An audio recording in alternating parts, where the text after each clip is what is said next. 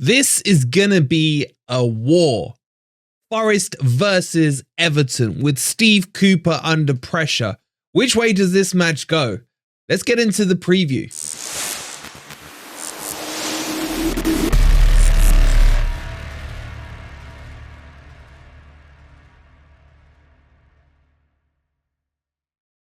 Good morning, good evening, or good night, wherever in the world you are. Hope you're well, and welcome to your match preview for Nottingham Forest versus Everton. Coming up, as always, we will take you through the predicted Forest lineup. We'll talk you through the Everton team, where their strengths and weaknesses are. And we will, of course, get into the oh-so-crucial predictions. As always, get your predictions in the comments down below right now. I want to know which way you think this game is going to go, because it's going to be a war. And speaking of wars, tonight at 7 p.m, it's going to be a fatal four-way like none other before, as me and Ant take on Everton, Mike, and John. And like I said yesterday, make sure the kids are in bed for this one. If you haven't already, please hit that like button. Subscribe to Forest Fan TV if you are new. And let's get into this. All right, so as always, let's have a quick jump into the Forest team sheet and see what we can do with this. And I'll be honest with you guys, I'm not sure, because there are a lot of different options, different scenarios that Cooper may or may not want to go with. I'll start with the first one up front. Well, in fact, let's start with the formations, because I'm not fully convinced he goes with a 4-3-3. I think the formation will tell you just how Cooper is feeling about maybe his job, about the pressure, etc. If he really is feeling under the cosh, we may see this go into, yes, I'm going to say it, a back five. I think you could see Murillo, Niakate, and Bolly come in as a back three, and then Einar and Tuffalo as wing backs. And then depending on if Sangare is fit, I think this is quite key as well. If he will risk two in midfield, maybe Mangala and Sangare as the combo, with Morgan Gibbs-White in the 10, and then up front, you know, whatever. So that could be one option. I think the real option, though, and the one I would personally like to see, is a 4-2-3-1. Again, it depends for me on Sangare. Why do I say this? Because I think Callum Hudson-Odoi has been decent so far this season. And now, of course, he's back. Is he fully fit? We don't know. But if he is, I would go for a team like this. So I'd probably, unfortunately, drop Dominguez and Danilo. And I'd go Mangala and Sangare as the 2. I'd drop Morgan Gibbs-White into the 10.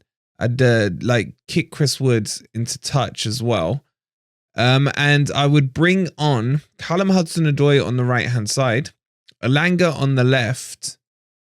And then I would go, and this may surprise a few of you, with Origi up front. Why? Let me explain before you lot start going crazy in the comments. Origi has a fantastic goal record against Everton. The Evertonians are absolutely scared of him. And if ever there was a chance for him to maybe look like a motivated player, this may be it. So I would give him a crack, because it's really a choice between him and Wood. And you all know how I feel about Chris Wood. And I just think this team is a really good team. You could switch Hudson-Odoi and Elanga left and right. I'm not really fussed which way around they play. But yes, Taiwo is the missing piece on this. But I think this would be an aggressive move by Steve Cooper. And again, I'll say it's subject to Sangare being fit, because I don't think Mangala and a Dominguez can hold a 2 like these two could. And I don't think Danilo could do it with Mangala potentially. So it has to be those two. Do I think Cooper will go with this one? I would be pleasantly shocked and surprised if he did. But I think it'll be more a 4-3-3. And again, it depends if Sangare's fit. Let's just work on the assumption that he's got over this virus. I think it will be that usual midfield 3 that we see there. And the question is, what happens up front? Because he can't drop Morgan Gibbs-White. Morgan Gibbs-White is a given. It's his boy. It's my boy as well. And to get him in, you're going to have to probably either say that Callum Hudson-Odoi isn't fully fit, but let's work on the assumption again that he is fit. I could see something like this, with either MGW playing as the false 9, Hudson-Odoi on the right and Elanga on the left, or Elanga being put into the false nine, Hudson-Odoi going across to the left, and then Morgan Gibbs-White on the right-hand side. To me, that shouldn't really work because it creates more unbalance, more square pegs in round holes. You know, you've already got Morgan Gibbs-White out of position. Now you're putting a winger into a false nine out of position. But I could see it. I could see it.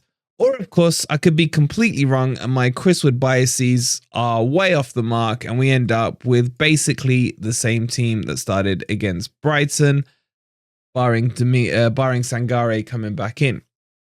Now, what I'd say about that is 1 win in 9 means that something on the pitch isn't working. And I think it's time to make a slight tweak, be it tactically, be it mentally, be it formation-wise. I think it's time to make a slight tweak. And it just depends which way Cooper's going to tweak it. Is he going to tweak it more defensively? Or is he going to do what I suggest and think, screw it, let's go more attacking. Trust that the front five can actually create chances and get us the goals. And then trust in Niakate and Murillo to hold that defensive back line. That for me just makes more sense. That's what I would do if I was in Steve Cooper's position. But hey, I'm not. So I think we'll end up maybe with something like this, or Wood out, Elanga in the false nine, Hudson-Odoi out on the left. But either way, I'll be honest with you guys, I want to see Hudson-Odoi in the starting team if he is fit enough, because I got to admit, he's been impressing me for the very few games that we've seen him so far this season. He's driving at defenders. He's causing the back line to drop off a bit. They are a little bit scared of him. And that's what I would do. What would you guys do though? Let me know as always in the comments down below. Okay, so let's move this on into the Everton team. And what we do know for sure is Sean Dyche likes a 4-4-1-1 formation with Doucouré playing as that 10, or he can drop into the middle to create a midfield 5. And it's been kind of working for them. Yes, they've had their 10-point deduction and what have you. But obviously they lost to Manchester United last week. And I think a key to that loss was the fact that Onana wasn't in the team. Him and Jimmy Garner have formed quite a good partnership in that middle, and a very good. I rate both of them actually. And Doucouré, as much as I thought he probably wouldn't flourish for Everton, he's proved me completely wrong. Not that I really care, but he has. And then you've got Harrison, who coming from Leeds, I've always thought he was a decent player. McNeil's okay, lacks a bit of pace. Where their real weakness is at right back with Ashley Old. Ashley Old, who just needs to retire from football, in my opinion, who could only seem to score worldies against Forest like he did for Villa last year. But they may make that switch. You could see Ashley Old being dropped and Patterson coming in at right back, potentially. That may be one change. But I think the key one for Everton is going to be if Onana is fit. Now, from what I'm hearing, he probably will be fit. Will he be fit enough to start the game? I don't know. He was close against Man U, apparently. And if that's the case, I think Idrissa Gana Gueye will get dropped. And Onana comes back into that midfield pairing with Jimmy Garner, who has been impressing at Everton in that midfield role. Sean Dyche was playing him out wide on the right, or at right back in some cases this season, which is completely out of position and stupid, in my opinion. But if Onana's fit, I think that's really one of only 2 changes we will see with the Everton team, with the right back being the other one.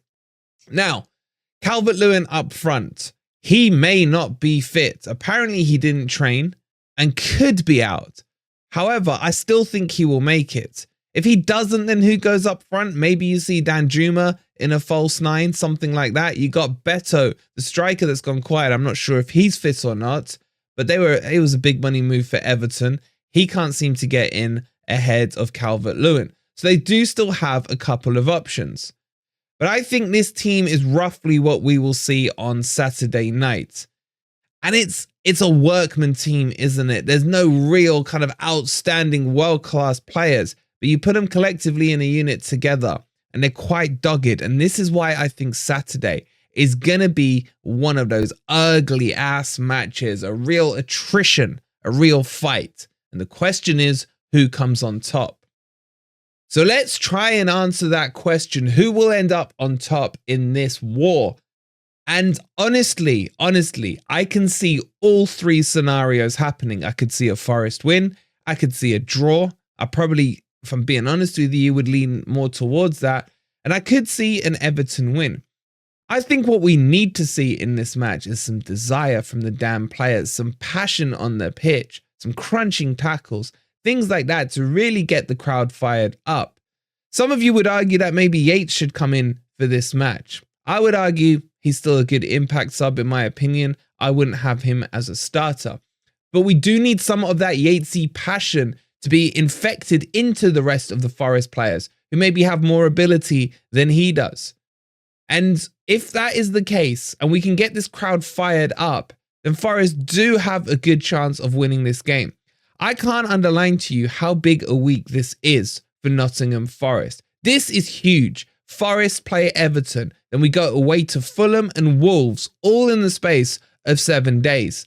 And this will really tell us where we are in the season and will really tell us how much pressure Cooper is really under in his current position.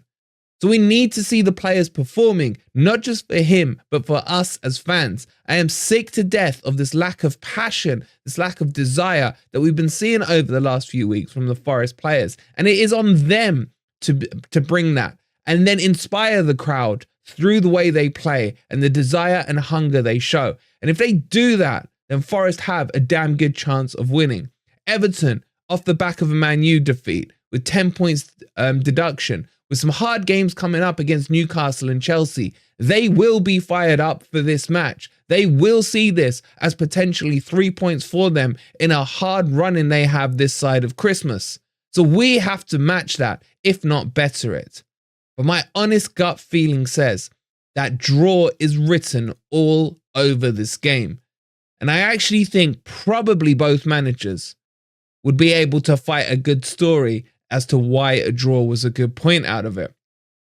So after I just got all passionate and stuff, I just brought you all back down to earth with a draw. Maybe you agree, maybe you disagree.